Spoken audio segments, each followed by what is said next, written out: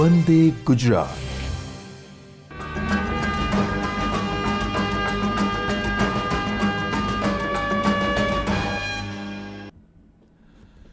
નમસ્કાર વિદ્યાર્થી મિત્રો, મારું નામ છે જયદીપસિંહ જેતાવત અને અત્યારે હું ગાંધીનગર ITI ખાતે સુપરવાઇઝર ઇન્સ્ટ્રક્ટર તરીકેની ફરજ બજાવું છું. હવે આજે આપણે જે ટૉપિક જોવાના છે એ ટૉપિકનું નામ છે બેરિયર્સ ઓફ કોમ્યુનિકેશન. એટલે કે જ્યારે આપણે વાર્તાલાપ કરતા હોઈએ તો એ વખતે અમુક અવરોધો આપણને નડતા હોય છે. તો આપણે એ અવરોધો વિષયનો આજનો આપણો ટૉપિક છે. તો હવે આપણે આપણું જે વિષય છે એ આપણે શરૂઆત કરીએ છીએ. તો અહીંયા સ્લાઇડ ઉપર તમે જોઈ શકો છો કે કોમ્યુનિકેશન બેરિયર્સ એને બિલકુલ નીચે ગુજરાતીમાં લખેલું છે, સંદેશા વ્યવહારના અવરોધો. અને અહીંયા બે ચિત્રો આપ્યા છે. હવે આ ચિત્રોમાં તમે એક બાજુ જુઓ કે એક વ્યક્તિ છે એ કંઈક કહી રહ્યો છે પણ બીજા વ્યક્તિને ખબર પડતી નથી. પ્રશ્નાર્થ ચિહ્ન બતાવ્યો છે. એટલે કે બરોબર જે સંદેશો જે મળવો જોઈતો હતો એ મળ્યો નથી. એ જ રીતના તમે બાજુમાં ચિત્રમાં જુઓ તો અહીંયા આગળ આ આપણે તમે રેસ જોઈ હશે, હર્ડલ રેસ કહેવાય છે આને. 100 મીટરની જે આપણી રેસ હોય રનિંગ, એ જ પ્રમાણે એથ્લેટિક્સમાં તમે ઘણી વખતે હર્ડલ રેસ પણ જોતા હશો કે જે દોડવીડો હોય એ દોડે પછી વચ્ચે એક આ રીતનું હર્ડલ્સ મૂકેલું હોય, અવરોધ મૂકેલો હોય, એને કૂદી અને પછી પાછું દોડવાનું, પછી પાછું કૂદવાનું. તો આ રીતના આ હર્ડલ્સ રેસ કહેવાય છે. આપણે ગમે તે કાર્ય કરતા હોય તેમ આ રીતના બધા અવરોધોને હર્ડલ્સ આવતા જ હોય છે. એ જ રીતના કોમ્યુનિકેશન સ્કિલ્સ, તો એમાં પણ આપણને અવરોધો નડતા હોય છે. તો આજે આપણે પહેલાં તો જોઈશું કે ભાઈ કયા કયા અવરોધો હોય છે, કારણ કે અવરોધો જાણવા બહુ જરૂરી છે. અને એ અવરોધો આપણે જાણી લઈએ તો પછી એમ કે એ અવરોધોને આપણે ઓવરકમ કઈ રીતના કરી શકીએ, કે એમને એ અવરોધોથી આપણે બચી કઈ રીતના શકીએ. તો આપણને જો ખબર હોય, ખ્યાલ હોય તો પછી આપણે આપણે જ્યારે કોમ્યુનિકેશન કરતા હોય એ વખતે એનો ખ્યાલ રાખીએ અને આપણે બેરિયર્સથી બચી શકીએ. તો એ રીતના હવે આપણે આપણો આગળનો ટૉપિક જોઈ લઈએ. તો પહેલાં તો આપણે પ્રેઝન્ટેશન આપણું જે છે એમાં કયા કયા મુદ્દાઓ લેવાના છે તો એ મુદ્દાઓ આપણે જોઈશું. તો આપણા મુદ્દાઓમાં તમે અહીંયા જોઈ શકો છો. સૌથી પહેલાં આપણે જોઈશું meaning of communication barrier. Communication barrier એટલે શું એમ આપણે જોઈશું. કોમ્યુનિકેશન એટલે શું એ પણ જોઈશું અને બેરિયર્સ એટલે શું એ પણ આપણે જોઈશું. પછી છે ફિઝિકલ બેરિયર્સ, પછી છે પરસેપ્ચ્યુઅલ બેરિયર્સ, પછી છે ઇમોશનલ બેરિયર્સ, પછી છે કલ્ચરલ બેરિયર્સ, પછી છે લેંગ્વેજ બેરિયર્સ, પછી છે ફિઝિયોલોજિકલ બેરિયર્સ અને પછી ઓવરકમિંગ ધ બેરિયર્સ. એટલે કે આ બધા બેરિયર્સ છે અને આ બેરિયર્સને આપણે કઈ રીતના ઓવરકમ કરીશું, તો એની અસર આપણે કઈ રીતના ઓછી કરીશું. તો હવે આપણે સૌથી પહેલાં એક પ્રશ્ન છે અહીંયા, what are the barriers of effective communication. એટલે કે આપણે જ્યારે અસરકારક રીતના રજૂઆત કરવી હોય, કોઈક વાત આપણી જ્યારે મૂકવી હોય તો એ વખતે આપણને શું નડતર થતું હોય છે, કઈ વસ્તુ એવી હોય છે કે જેના કારણે આપણે આપણી રજૂઆત કરીએ પણ બરાબર રજૂઆત થઈ ના શકે.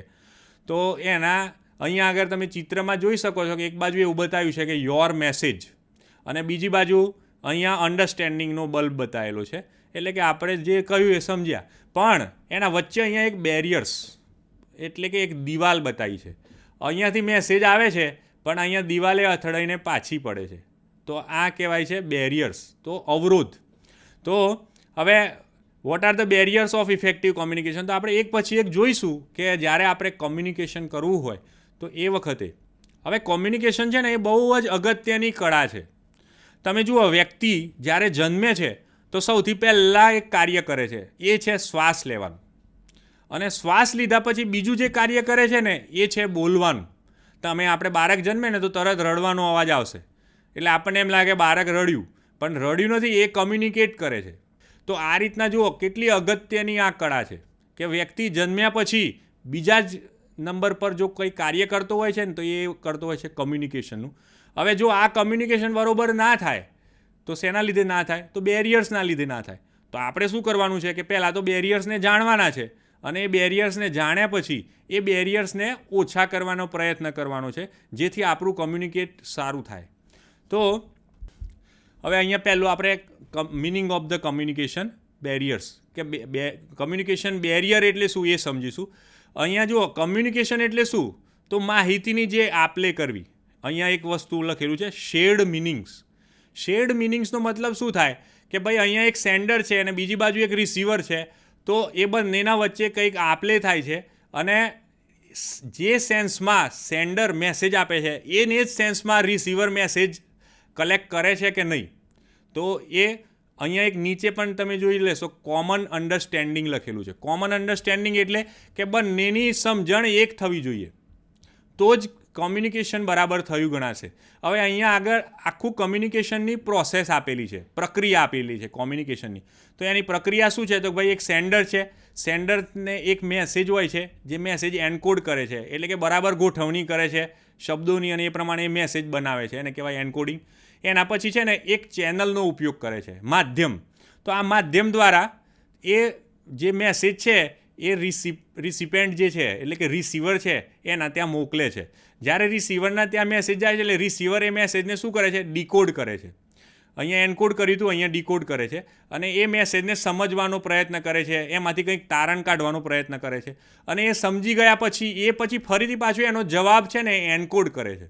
મેસેજ બનાવો એને કહેવાશે એન્કોડિંગ અને મેસેજને સમજવાનો પ્રયત્ન કરવો ટુકડા કરીને તો એને કહેવાશે ડીકોડિંગ.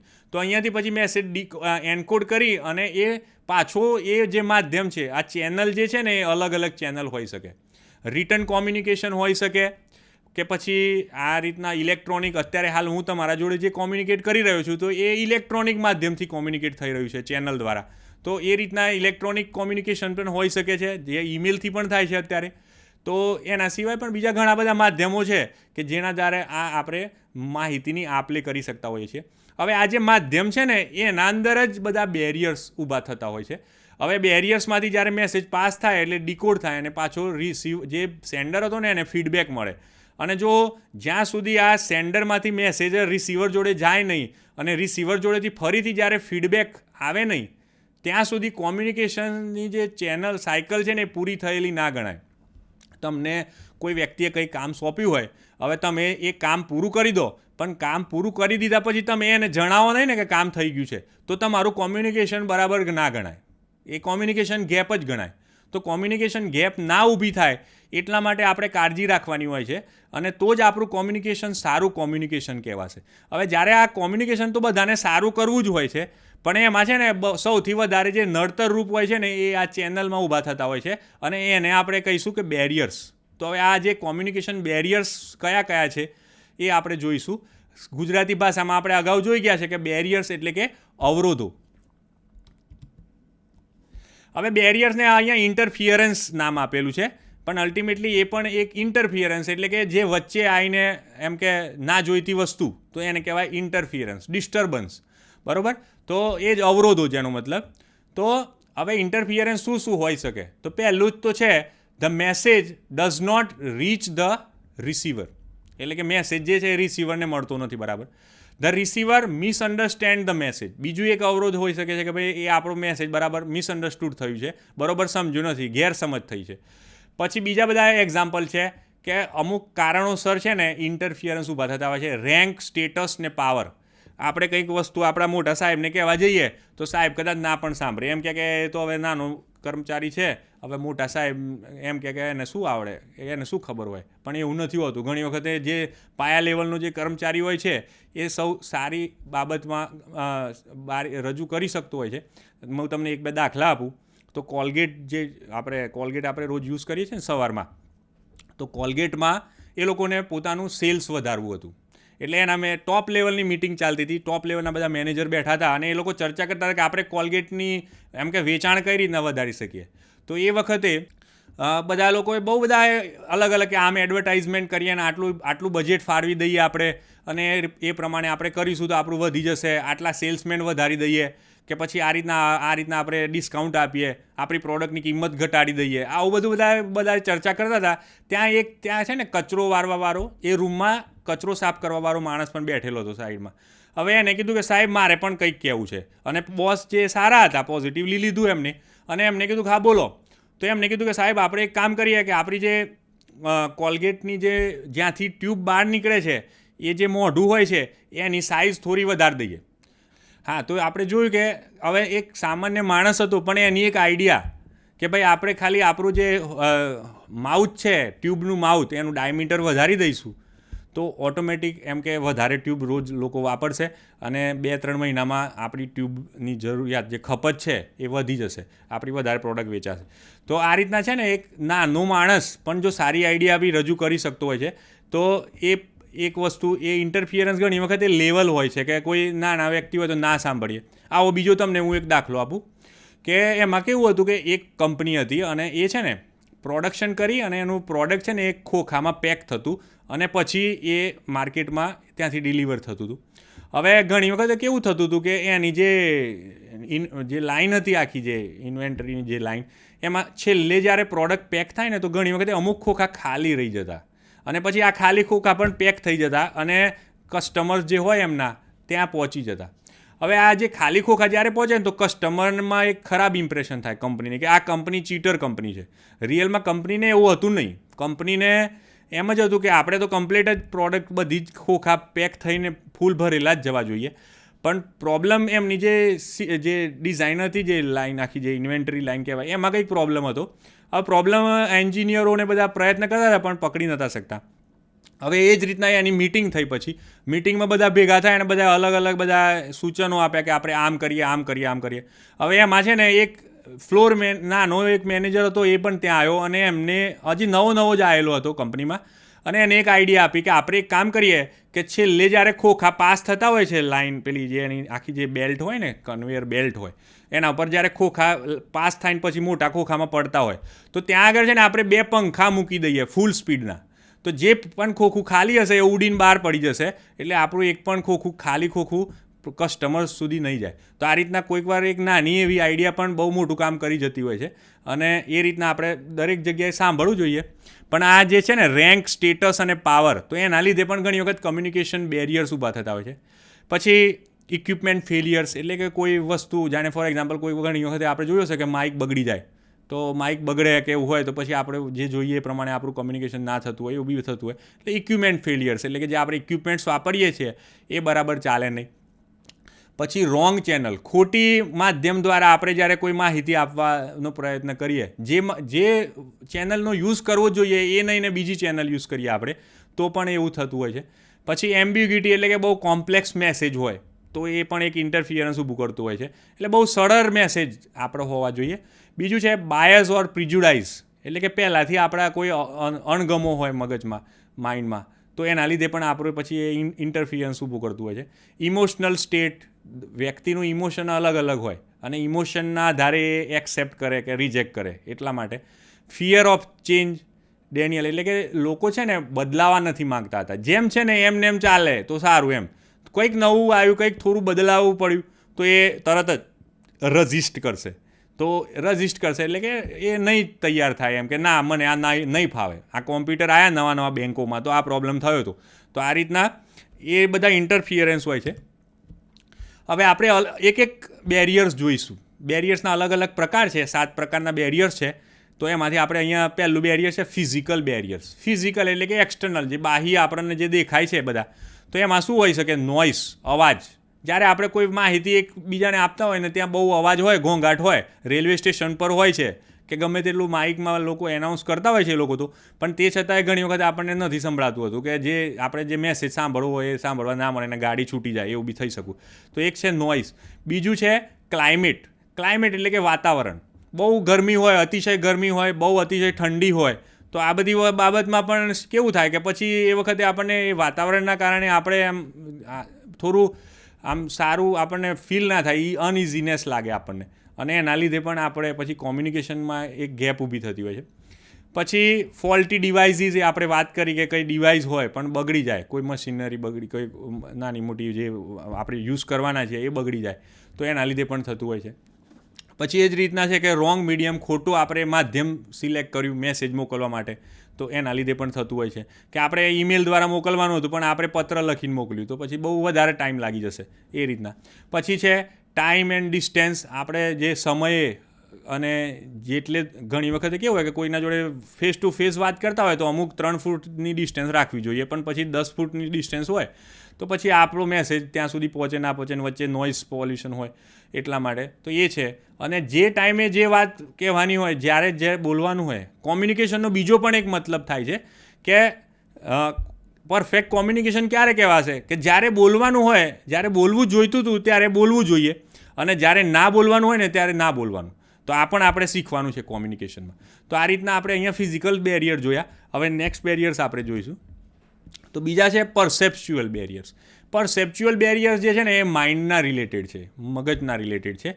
એટલે અહીંયા આગળ છે ને આપણા પ્રેફરન્સીસ, આપણને શું ગમે છે, શું નથી ગમતું, આપણા વેલ્યુઝ આપણા અમુક જે નીતિ નિયમો હોય ને એ નીતિ નિયમો છે, આપણું એટીટ્યૂડ કેવું છે, હકારાત્મક છે કે નકારાત્મક છે, આપણું ઓરિજિન્સ, આપણે જ્યાં નાનાથી મોટા થયા હોય, આ બધી વસ્તુ છે ને આપણા ઉપર અસર કરતી હોય છે. અને એના લીધે આપણે છે ને એક ફિલ્ટર એપ્લાય કરતા હોઈએ છીએ, અને એના લીધે જે મેસેજ જે પ્રમાણે જવો જોઈએ કે લેવો જોઈએ એ પ્રમાણે નથી લેતા હોતા. તો એ છે પરસેપ્ચ્યુઅલ બેરિયર. પછી એ રીતના ત્રીજો બેરિયર જે છે એ છે ઇમોશનલ બેરિયર્સ. હવે તમે અહીંયા ચિત્ર જોઈ શકો છો. 22 જાતના અલગ અલગ ઇમોશન્સ હોય છે. માણસ અલગ અલગ ઇમોશન્સ ફીલ કરતો હોય છે. હવે ઇમોશન્સ એટલે શું? તો લાગણીઓ. તો લાગણીઓ અલગ અલગ પ્રકારની વ્યક્ત કરતો હોય છે માણસ. અહીંયા તમને અમુક લખેલી બતાવી છે. આમ આપણે તમે જોશો તો જુઓ, અહીંયા પહેલો સેડ છે, અહીંયા પેલો આ વ્યક્તિ છે એંગ્રી છે, એટલે કે ગુસ્સામાં આવી ગયેલો છે, બરાબર. તો કોઈક વખત એ છે ને બહુ આનંદમાં હોય, કોઈક વાર બહુ દુઃખી હોય. તો એમ કરતાં આવા અલગ અલગ મૂડ હોય છે માણસના. મૂડ બધા અલગ અલગ, આ બધા જે પેલા જે સાયકોલોજિસ્ટ હોય ને એ લોકોએ આવા 22 પ્રકારના અલગ અલગ ઇમોશન્સ માણસના અંદર પેદા થતા હોય છે. હવે જ્યારે જે ઇમોશન્સ હોય, લાગણીશીલ માણસ હોય, તો એનું વધારે મૂડ ચેન્જ થતું રહેતું હોય છે. અને એના લીધે પણ એ છે ને કોમ્યુનિકેશનમાં એક માહિતીની આપલેમાં એ અસર કરતું હોય છે. તો આ છે ઇમોશનલ બેરિયર્સ. આ ઇન્ટરનલ હોય છે, એટલે અંદર એના અંદર જે બધું ચાલતું હોય છે આપણને દેખાતા નથી હોતા. લાગણી આપણને દેખાય નહીં, પણ એ અંદર હોય છે વ્યક્તિની અંદર. પછી કલ્ચર બેરિયર્સ. અહીંયા આગળ ટોપિક એવો છે કે હોફસ્ટેડ ફ્રેમવર્ક ફોર એસેસિંગ કલ્ચર. એટલે કે અહીંયા છે ને એક લેખક છે આ હોફસ્ટેડ, અને એને છે ને એક આખું ફ્રેમવર્ક તૈયાર કર્યું છે કે આપણે કોઈ પણ પ્રદેશનું કલ્ચર કેવું છે તો એ જાણવું હોય તો એના માટે છે ને એને આ 6 મુદ્દાઓ આપેલા છે. એક છેલ્લું બીજી સ્લાઇડમાં છે, અહીંયા 5 આપેલા છે. તો સૌથી પહેલું છે પાવર ડિસ્ટન્સ. પાવર ડિસ્ટન્સ એટલે શું? હવે આપણે દેશની વાત કરીશું, કારણ કે આ થોડું મોટા લેવલ પર વાત છે. તો ફોર એક્ઝામ્પલ જર્મની છે ને, તો જર્મનીમાં બહુ જ પાવર ડિસ્ટન્સ છે. ત્યાં કેવો ટોપ લેવલનો જે માણસ હોય ને, તો છેક નીચે માણસ જે કામ કરતો હોય તો એ બંને વચ્ચે બહુ જ હેરાર્કી હોય, આમ લેવલ હોય. અને પેલો નીચેનો માણસ ડાયરેક્ટ આવીને મોટા માણસને વાત ના કરી શકે, એને પહેલાં એના ઉપરના વ્યક્તિને વાત કરવાની, એ પછી એના ઉપરના વ્યક્તિને વાત કરે, એમ કરતાં પાસ ઓન થાય. આપણે પ્રાઇમ મિનિસ્ટરને મળવું હોય તો અહીંયા આપણે કેટલા લોકોને પાસ કરીને પછી મળી શકીએ, એ રીતનું. જ્યારે અમેરિકામાં કેવું છે કે માણસ છે ને એના બોસને બી નામ લઈને બોલાવી શકે અને ફટ દઈને મળી શકે. તો ત્યાં પાવર ડિસ્ટન્સ બહુ ઓછું છે અમેરિકામાં. જ્યારે જર્મનીમાં બહુ વધારે છે, ઇંગ્લેન્ડમાં પણ વધારે છે, ઇન્ડિયામાં પણ વધારે છે, કારણ કે આપણે ઇંગ્લેન્ડમાંથી આવેલી સિસ્ટમ છે. એ જ રીતના છે કલેક્ટિવિઝમ વર્સિસ ઇન્ડિવિજ્યુઅલિઝમ. કલેક્ટિવિઝમ એટલે કે શું? એ ગ્રુપમાં માનતા હોય. આપણે ફોર એક્ઝામ્પલ જાપાન લઈ લો, ભારત લઈ લો, એશિયાની જેટલા બી એશિયન કન્ટ્રીઝ છે આપણા, તો આ બધા એશિયન કન્ટ્રીઝ છે ને એ કલેક્ટિવિઝમમાં માને છે. એ લોકો ટીમની વાત કરશે, ટીમમાં કામ કરવાનું કરશે. જ્યારે ઇન્ડિવિજ્યુઅલિઝમ, ફોર એક્ઝામ્પલ અમેરિકાનો દાખલો લઈએ તો અમેરિકા છે ને ઇન્ડિવિજ્યુઅલિઝમમાં માને છે. એ એકલા વ્યક્તિને જ જવાબદાર ગણશે. એ કોઈને પ્રમોશન આપશે ને તો બી ઇન્ડિવિજ્યુઅલ વ્યક્તિને જ ધ્યાનમાં રાખીને આપશે. એ ત્યાં ગ્રુપ કે ટીમ વર્કનું ઓછું રહેશે. તો આ રીતના કલેક્ટિવિઝમ વર્સિસ ઇન્ડિવિજ્યુઅલિઝમ એવો કલ્ચર હોય છે. દરેક દેશનું બી હોય, દરેક પ્રદેશનું પણ હોય. એ જ રીતના છે મસ્ક્યુલિનિટી વર્સિસ ફેમિનિટી. તો અમુક દેશો એવા છે, આ અરેબિયન કન્ટ્રીઝ જે બધા છે, તો ત્યાં છે ને આપણે ભારતમાં બી થોડું ઘણું કે પુરુષ પ્રધાન દેશ એમ. તો એ મસ્ક્યુલિનિટી એટલે કે જેટલું મહત્ત્વ મેલ્સને આપે એટલું જ મહત્ત્વ ફિમેલ્સને ના આપે. જ્યારે અમેરિકા જેવા દેશો છે કે જ્યાં બંને સેમ ગણવામાં આવે છે, સેમ લેવલ પર. અહીંયા ઇન્ડિયામાં પણ હવે ધીમે ધીમે ઘટી રહ્યું છે. પછી એ જ રીતના છે quantity of life versus quality of life. તો આ ક્વોન્ટિટી ઓફ લાઈફ શું છે કે એ છે ને બાહ્ય બધી વસ્તુઓ પર વધારે ધ્યાન હોય, બધી સગવડો ઉપર ધ્યાન હોય. જ્યારે ક્વોલિટી ઓફ લાઈફમાં શું હોય કે બાહ્ય વસ્તુઓ ના હોય પણ એ એમને છે ને આંતરિક શાંતિની વધારે. ફોર એક્ઝામ્પલ અમેરિકાની વાત કરો તો America they believe in quantity of life. ત્યાં બધી સગવડો હોવી જોઈએ, આ બધું હોવું જોઈએ. જ્યારે ઇન્ડિયાની વાત કરો તો આપણે અહીંયા શેનું પર વધારે ભાર આપવામાં આવે છે? તો એક તો છે સેક્રિફાઈસ. આપણે શું હોય કે જે પણ વસ્તુ હોય માતા પિતા હોય ને તો પોતે વાપરે નહીં અને છોકરા માટે આપી દે. તો આ રીતના જ સેક્રિફાઈસની વાત કરતા હોય છે. તો એ રીતના એ છે ક્વોલિટી ઓફ લાઈફ, કે આપણને છે ને શાંતિ હોવું જોઈએ. કદાચ વસ્તુ નહીં હોય તો ચાલશે, પણ શાંતિ હોવી જોઈએ. જ્યારે પેલામાં કેવું છે કે ભાઈ શાંતિ નહીં હોય, દોડધામ હશે, પણ બધી જ વ્યવસ્થાઓ જોઈએ. આપણે મોટી મોટી સિટીની વાત કરીએ, મુંબઈ છે, બેંગ્લોર છે, તો ત્યાં આગળ છે ક્વોન્ટિટી ઓફ લાઈફ, ત્યાં શાંતિ ના હોય, દોડાદોડ હોય આખો દિવસ. જ્યારે કોઈ ગામડાની વાત કરો તો ત્યાં ક્વોલિટી ઓફ લાઈફ હોય, ત્યાં કામ બહુ ઓછું હોય પણ માણસો બહુ શાંત અને આનંદથી બેઠા હોય, એમના જોડે પૂરો સમય હોય અને વાતચીત કરતા હોય ને ગપ્પા મારતા હોય ને એ રીતના. તો આ રીતના અલગ અલગ હોય છે. બસ એના થોડા ફાયદા અને ગેરફાયદા તો રહેવાના જ છે, પણ આ એક વિચારસરણી છે. એ જ રીતના છે અનસર્ટેનિટી એવોઇડન્સ. કેટલાક દેશવાળા હોય ને એ લોકો રિસ્ક ના લે. આપણે એવું કહેવાય છે કે ભાઈ જે એશિયન કન્ટ્રીઝ, એશિયન માણસો જે છે ને એ રિસ્ક એવોઇડ પીપલ છે. રિસ્ક એવોઇડ એટલે કે એ લોકો છે ને જોખમ બહુ નહીં લે. જ્યારે અમેરિકન્સ છે તો એ લોકો બહુ રિસ્ક લેતા હોય છે અને એ છે ને જે બી નિર્ણય લે ફાસ્ટ નિર્ણય લે અને કામ કરતા હોય છે. તો આ રીતના એમાં પણ બે જાતની કેટેગરીઝ હોય છે. અને બીજું એક છે ને જેન્ડર બેઝ હોય છે. તો જેન્ડર બેઝ પણ આમાં જોવામાં આવે છે. અને પછી છે long term orientation versus short term orientation. તો લોંગ ટર્મ ઓરિએન્ટેશનવાળા જે બધા દેશો છે ને એ લોંગ ટર્મ વિચારે અને એ પ્રમાણે એ લોકો ડિસિઝન લેતા હોય છે. જ્યારે શોર્ટ ટર્મ ઓરિએન્ટેશનવાળા હોય તો એ શું કે સોમથી શુક્ર કામ કરવાનું અને શનિ રવિમાં બધી વાપરી દેવાનું. જ્યારે લોંગ ટર્મ આપણે ભારતની વાત કરો તો અહીંયા આગળ કેવું છે કે ભાઈ આપણે પોતાના છોકરાનું એ વિચારીએ, એટલા લોંગ ટર્મ ઓરિએન્ટેશનવાળા હોય. તો આ રીતના દેશ અલગ હોય એટલે દરેક દેશ, દરેક પ્રદેશ અલગ છે અને દરેક પ્રદેશમાં અલગ અલગ કલ્ચર હોય છે અને એ કલ્ચર ડેવલપ થતું હોય છે અને જે આજુબાજુ જીવતા હોય છે એ એનાથી પ્રભાવિત થતા હોય છે. અને એના લીધે છે ને અમુક વસ્તુ એમના અંદર વણાઈ જતી હોય છે અને પછી એના લીધે પણ કોમ્યુનિકેશનમાં એ બેરિયર્સ ઊભા કરી શકતું હોય છે. તો આ એક કલ્ચરલ બેરિયર્સની વાત થઈ ગઈ. તો આ રીતના છે. પછી છે લેંગ્વેજ બેરિયર્સ. તો લેંગ્વેજ બેરિયર્સમાં તમે જુઓ કે હવે કોઈક વ્યક્તિ હોય એને ગુજરાતી આવડતું હોય પણ ઇંગ્લિશ ના આવડતું હોય, કોઈ વ્યક્તિ હોય જેને ઇંગ્લિશ આવડતું હોય પણ ગુજરાતી ના આવડતું હોય. આપણે ભારતમાં તો કેવું છે કે દર 12 ગાઉએ બોલી બદલાય અને જેમ જેમ તમે 12 ગાઉ જતા જાઓ એમ પછી છે ને એવી ભાષા આવતી જાય કે આપણને ખબર ના પડે. હમણાં જે ગુજરાતમાં જ રહીએ છીએ પણ અહીંયાથી રાજસ્થાનમાં જઈએ તો મારવાડી ભાષા ચાલુ થઈ જાય તો આપણને ખબર ના પડે. એ જ રીતના પછી તમે એનાથી આગળ મહારાષ્ટ્રમાં જાઓ તો પાછી મરાઠી ભાષા આવે. આને આમ કરતાં જો આપણે છેક સાઉથમાં જઈએ તો કન્નડની બધી જે ભાષા છે તો એમાં તો આપણને કંઈ ખબર જ ના પડે. તો એવું બી બને.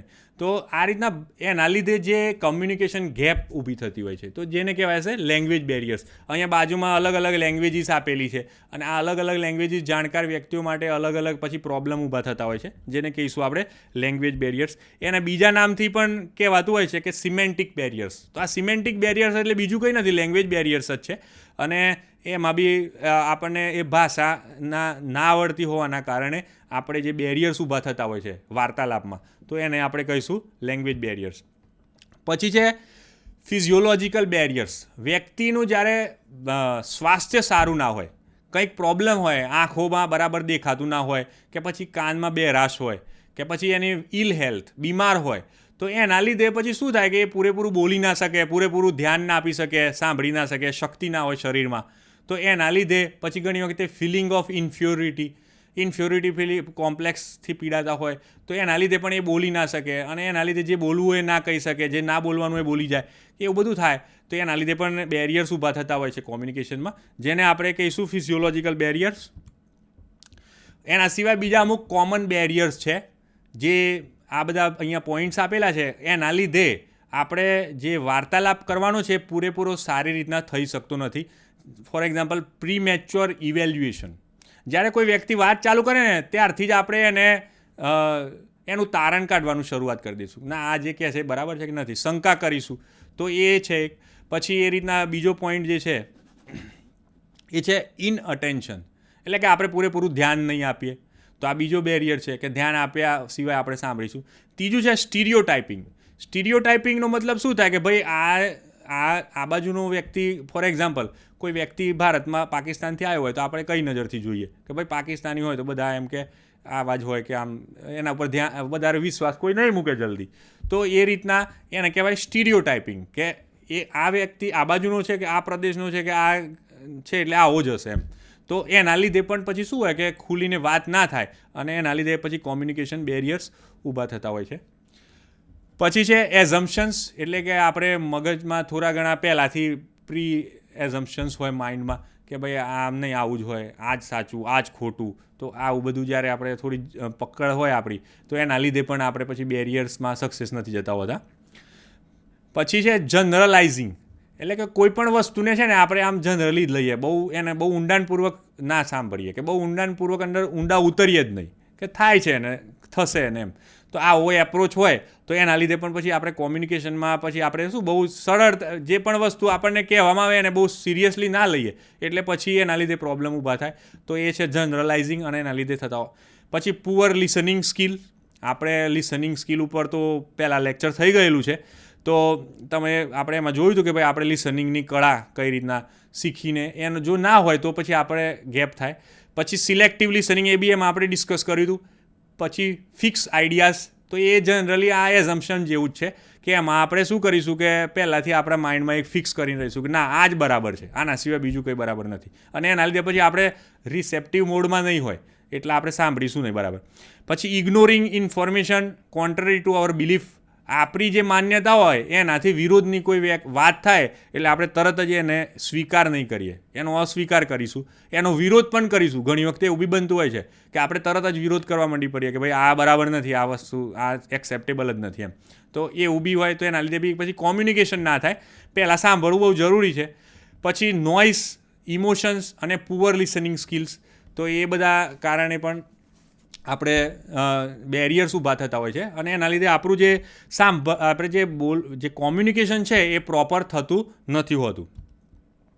હવે આપણે અત્યાર સુધી શું જોયું કે ભાઈ આપણે કોમ્યુનિકેશન પ્રોપરલી તો કરવું છે, પણ એમાં અમુક બેરિયર્સ આવી જતા હોય છે અને એના લીધે આપણું કોમ્યુનિકેશન અટવાતું હોય છે કે અવરોધના કારણે શું છે કે જે રીતના થવું જોઈએ એ રીતના થતું નથી હોતું.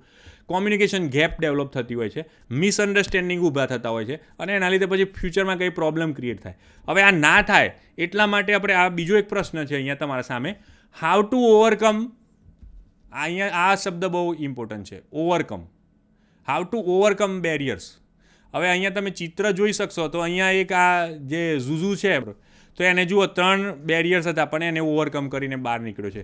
અહીંયા એક માણસ બતાવે છે કે તો એ સ્ટેપ બાય સ્ટેપ આગળ વધી રહ્યો છે. તો આ રીતના how to overcome barriers of effective communication. તો અત્યાર સુધી આપણે બેરિયર્સ જોયા, એકવાર બેરિયર્સ આપણે જાણી લીધા કે પ્રોબ્લેમ શું છે એ આપણે જાણી લીધું તો પછી એનું સોલ્યુશન આપણે શોધી શકીએ. તો એ જ રીતના અહીંયા સુધી આપણે બેરિયર્સનું ડિસ્કશન કર્યું. હવે how to overcome the barriers, તો એને આપણે દૂર કઈ રીતના કરીશું એ ડિસ્કસ કરીશું. તો અહીંયા ફર્સ્ટ છે, પહેલો મેઇન પોઈન્ટ છે, first listen and understand then reply. તો આ પહેલો મુદ્દો આપણે લિસનિંગ સ્કિલ્સ આપણે શીખ્યા હતા પહેલાં, તો એમાં પણ આપણે આ ડિસ્કસ કર્યું હતું કે ભાઈ પહેલાં તમે પૂરેપૂરું સાંભળો, એને સમજો અને પછી આપણે જવાબ આપો. તો આ કમ્યુનિકેશનમાં બી એટલું જ અગત્યનું છે. પછી બીજું છે ચેક એન્ડ રિમૂવ ડિસ્ટ્રેક્શન્સ. હવે ડિસ્ટ્રેક્શન્સ કયા બાહ્ય પણ હોઈ શકે અને ઇન્ટરનલ પણ હોઈ શકે. તો કોઈ પણ જાતના ડિસ્ટ્રેક્શન્સ હોય તો એને ચેક કરી લો પહેલાંથી કે ભાઈ કોઈ જગ્યાએ આપણે કંઈ વાત કરવાની છે તો ભાઈ કમ્પ્યુટરનો ઉપયોગ કરવાનો છે તે બરાબર ચાલે છે, માઇકનો ઉપયોગ કરવાનો છે તે બરાબર ચાલે છે. તો એ બધું આપણે જોઈ લેવું પડે. અને જે બી ડિસ્ટ્રેક્શન આપણાથી રિમૂવ થઈ શકતા હોય કે કોઈ બીજા વ્યક્તિ દ્વારા રિમૂવ થઈ શકતા હોય તો એ રિમૂવ કરાવવા જોઈએ. ત્રીજું છે to speak when required and not to speak when not required. આપણે ક્યારે બોલવું જોઈએ અને ક્યારે ના બોલવું જોઈએ એ આપણને ખબર પડવી જોઈએ. અને જ્યારે બોલવાની જરૂર હોય ત્યારે બોલવું જ જોઈએ, ત્યારે ચૂપ ના બેસી રહેવું. અને જ્યારે આપણે ચૂપ રહેવાનું છે ત્યારે બોલવું ના જોઈએ. જો આ પણ એક કોમ્યુનિકેશનની મેઇન કળા છે. તો આપણે કોમ્યુનિકેશન કળા આવડે છે કે નહીં એ આપણને ખબર ક્યારે પડશે, તો આના ઉપરથી નક્કી થશે કે આપણને પહેલાં તો ખબર પડવી જોઈએ કે આપણે ક્યારે બોલવું જોઈએ અને ક્યારે ના બોલવું જોઈએ. અને બીજું કે આપણે જ્યારે બોલવાનું હતું ત્યારે ચૂપ ના રહેવું જોઈએ અને જ્યારે ચૂપ રહેવાનું હતું ત્યારે બોલવું ના જોઈએ. તો આ વસ્તુ આપણે યાદ રાખીશું તો આપણી કોમ્યુનિકેશન કળા ઓટોમેટિક થોડી સુધરશે. પછી use clear and simple language. આપણે છે ને હંમેશા સરળ ભાષામાં વાત કરવી તો બધાને સમજાય. ઘણી વખત એવું હોય કે રફ પોતાનું એમ કે બતાવવા માટે કે પોતાને કંઈક ઇંગ્લિશ આવડતું હોય પછી તો એ લોકો છે ને ઇંગ્લિશમાં કે હાઈફાઈ બહુ જાર્ગન્સ કહેવાય એને, ઇંગ્લિશ જાર્ગન્સ એટલે કે બહુ ડિફિકલ્ટ શબ્દો હોય જે ડિક્શનરીમાં જ હોય, શબ્દો યુઝમાં ના હોય, એવા બધા શીખી લે પછી બોલે પણ એનો કોઈ મતલબ નથી. આપણે જે મેસેજ પાસ ઓન કરવો છે એ વધારે અગત્યનું છે. આપણે છાપ પાડવાનો કોઈ મતલબ નથી રહેતો. તો એટલા માટે આપણે એ પણ એક કે use clear and simple language એ યાદ રાખવું. Communicate one thing at a time. અંગ્રેજીમાં એક વાક્ય છે, મલ્ટીટાસ્કિંગ ઇઝ એ મિથ. એટલે કે મલ્ટીટાસ્કિંગ, તમને ખબર છે આ કોમ્પ્યુટર જ્યારે નવા આવ્યા ને તો એક શબ્દ આવ્યો હતો મલ્ટીટાસ્કિંગ, અને બધી આઈટી કંપનીઝમાં પણ આ શબ્દ બહુ ચર્ચાતો હતો કે ભાઈ કોઈ એક સ્ટાફ હોય ને તો એ મલ્ટીટાસ્કિંગ હોવો જોઈએ. પણ એ મલ્ટીટાસ્કિંગ એટલે એક અંગાથી 10 કામ કરવા, પણ એમાં છે ને એક પણ કામ બરોબર ના થાય. એના કરતાં એક કામ તમે હાથ પર લો એ બરોબર કરો. કમ્પ્યુટરમાં મલ્ટીટાસ્કિંગ થઈ શકે છે. એક અંગાથી આપણે ત્યાં સોંગ પણ સાંભળી શકીએ છીએ, ટાઈપ પણ કરી શકીએ છીએ, પણ એ છે ને એટલું સ્પીડમાં કામ થાય છે એટલે આપણને એમ લાગે છે કે બધું એક અંગાથી થાય છે, બાકી એક કામ થતું. તો આપણે મલ્ટીટાસ્કિંગ, આપણે અહીંયા બી એવું જ છે કે જ્યારે આપણે કોઈ બોલવું જ હોય ને તો one thing at a time, એક વસ્તુ પહેલાં જણાવો, એ પૂરી થાય પછી બીજી વસ્તુ જણાવો એમ. તો આ રીતના આપણે એક પછી એક વાત જણાવીએ સ્ટેપ બાય સ્ટેપ. તો એ છે communicate one thing at a time. પછી પ્રોપર મીડિયા સિલેક્શન, આપણે કયા માધ્યમ દ્વારા આપણે આપણું કમ્યુનિકેશન કરવું છે તો એ આપણે પ્રોપર સિલેક્ટ કરવું. કોઈ ગવર્મેન્ટ ઓફિસ હોય તો પછી એમાં આપણે લખાણ લેખિતમાં આપીએ એ વધારે સારું છે. ઓરલી જઈને બોલી દઈએ તો જલ્દી નહીં થાય. જ્યારે બીજી કોઈ પ્રાઇવેટ કંપની હશે ત્યાં પ્રાઇવેટમાં તમે ઓરલી વાત કરશો તો પણ કામ થઈ જતું હોય છે. તો આ રીતના અલગ અલગ જગ્યાએ અલગ અલગ એ આપણે જાણી લેવું જોઈએ કે કયું માધ્યમ ક્યાં ઇફેક્ટિવ રહેશે. તો એ આપણે જાણીને એનો ઉપયોગ કરીએ. પછી એલિમિનેટ ડિફરન્સ ઇન પરસેપ્શન. હવે આ પરસેપ્શન છે ને એ માઇન્ડ રિલેટેડ વસ્તુ છે કે આપણે કઈ રીતના વસ્તુ લઈએ છીએ. તો એ હવે દરેક વ્યક્તિ છે ને એક જ શબ્દને અલગ અલગ રીતના વિચારશે, પણ એ એક જ રીતના કોમન રીતના વિચારે એવો આપણે પ્રયત્ન કરવો જોઈએ. તો એનો એ મતલબ થાય છે કે eliminating differences in perception. Avoid information overload. બહુ બધી ઇન્ફોર્મેશન એક સાથે નહીં આપીએ, થોડી થોડી માપમાં એમ કે આપીશું તો શું થશે કે એક અંગાથી આપણે બહુ બધા શબ્દો બોલી લઈએ ને તો પણ વ્યક્તિ પછી એ બધું યાદ ના રાખી શકે. Check by asking question whether the person has understood you correctly. અને વચ્ચે વચ્ચે આપણે જ્યારે પણ કોમ્યુનિકેશન કરતા હોઈએ તો વચ્ચે વચ્ચે આપણે પ્રશ્નો પૂછી લેવા જોઈએ. એટલે આપણને ખબર પડે કે ના ભાઈ આપણે જે વાત કરીએ છીએ એમને સમજાણી છે કે નહીં. એટલે એ ચેક કરવા માટે કે એને સમજાય છે કે નહીં. કારણ કે સમજાય ના અને પછી એ હા કર્યા કરે તો પછી એ આગળનું બોલેલું કંઈ કામનું નહીં આવે. તો એ રીતના છે. અને ફોલો 7 C's ઓફ કોમ્યુનિકેશન. આ તમે ભણ્યા હશો 7 C's ઓફ કોમ્યુનિકેશન. અને એક નીચે સ્લાઇડ પણ મૂકેલી છે પછી, પણ આ 7 C's આપણે જો યાદ કરી લઈએ કે 7 C'નો ઉપયોગ આપણે કોમ્યુનિકેશનમાં કઈ રીતના કરીએ, એટલું આપણે જો શીખી લઈશું ને તો કોમ્યુનિકેશનનું 80% આપણે સક્સેસ મળી જશે. તો આ 7 C's ઓફ કોમ્યુનિકેશન એનો આપણે અભ્યાસ ખાસ કરી લઈએ. પછી આપણે છે ને પ્રેક્ટિકલ ટ્રેનિંગ લેવી જોઈએ, કારણ કે કોમ્યુનિકેશન પણ છે ને એક સ્કિલ છે. જેટલી પણ સ્કિલ્સ હોય ને તો એનું આપણે પ્રેક્ટિસ કરવી પડે. રિહર્સલ તમને જોયું હશે કે ભાઈ આપણે કોઈ સ્ટેજ શો કરવાનો હોય કે કોઈ નાટક ભજવવાનું હોય છે તો કેટલી વાર રિહર્સલ થતું હોય છે. તમને ખબર છે આ બધા એક્ટરો હોય છે તો એક્ટિંગ કરતા હોય છે ને તો એ લોકો કેટલી વાર એકને એક વસ્તુ કરતા હોય છે પછી એ ત્યાં સ્ટેજ ઉપર પરફોર્મ કરી શકતા હોય છે. તો એ જ રીતના આપણે પણ જો કોમ્યુનિકેશનમાં સારા થવું છે તો આપણે બધી સ્કિલ્સ શીખવી જોઈએ, એની પ્રેક્ટિસ કરવી જોઈએ રોજ. તો હવે કઈ સ્કિલ્સ આપણે કોમ્યુનિકેશન સ્કિલ્સ ક્યારે ઓકે થશે તો આ બધી સ્કિલ આપણને આવડવી જોઈએ. સૌથી પહેલી તમે અહીંયા સ્લાઇડ ઉપર જોઈ શકો છો એ છે લિસનિંગ સ્કિલ. આ સૌથી અગત્યની છે. સાંભળવું સૌથી અગત્યનું છે. જેટલું સારું સાંભળવાની કળા આવડશે ને એટલી જ સારી બોલવાની કળા આવશે. એ સાંભળવાની અને પછી રીડિંગની બીજી. બોલવા માટે 2 વસ્તુની જરૂર છે, એક તો લિસનિંગ અને બીજું છે રીડિંગ. આ 2 વસ્તુ જરૂરી છે તો જ આપણે બોલવાની કળા સારી રીતના આપણે હસ્તગત કરી શકીશું. એના સિવાય જે છે કે આપણે ઇંગ્લિશ ગ્રામર આવડવું જોઈએ, કારણ કે ગ્રામરમાં મિસ્ટેક થાય તો એ પણ એક આપણું સારું ના લાગે ત્યાં. પછી સ્પીકિંગ એટલે બોલતા આવડવું જોઈએ. હવે પબ્લિક સ્પીકિંગ એટલે જાહેરમાં બોલતા બી આવડવું જોઈએ, એ પણ છે. રીડિંગ હમણાં આપણે જેમ વાત કરીએ, અહીંયા તમે જોયું હશે કે ઘણા બધા છોકરાઓ અહીંયા ભણી અને પછી છે ને ફોરેન જતા હોય છે અને એ વખતે ને IELTSની એક્ઝામ આપતા હોય છે.